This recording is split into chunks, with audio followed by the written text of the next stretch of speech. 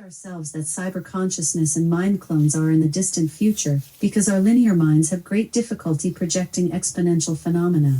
In fact, mind clones are probably as close to us in time as the birth of punk rock and Apple Computer.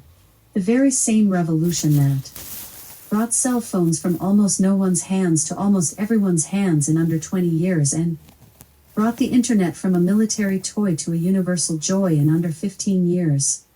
Will likely bring mind clones from chatbot infancy to human simulacra in the time it will take to get today's toddlers into college or today's millennials into a career. As of 2014, the most popular graduate-level course at Stanford relates to neuromorphic programming, which is about using software to seek out information from the environment, for example, mind files and big data, and to learn from such information how to best achieve a set of goals, for example, mindware and what people naturally do.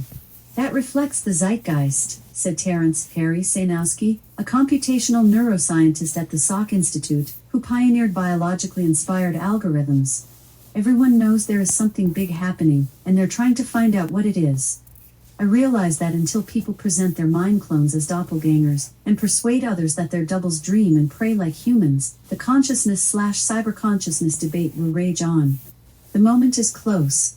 Compared with the glacial pace of the biological or natural form of Darwinian evolution that took over 3 billion years to achieve, cyber life or cyber consciousness will arise in a heartbeat, because as I've shown, the key elements of consciousness, such as autonomy and empathy, are amenable to software coding. And the coding itself, as I've also discussed, is happening at a rapid pace. Thousands of software engineers are working to advance cyber consciousness.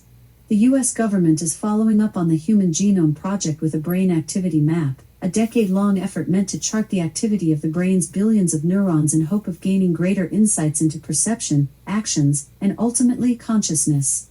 There are stirrings everywhere, every day in the news of the progress that artificial intelligence and software consciousness are making if you look.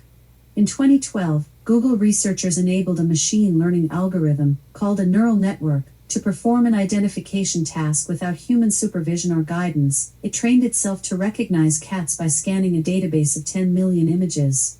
Seems rudimentary, but this is the sort of thing that is turning computer science on its head, and it does have practical use.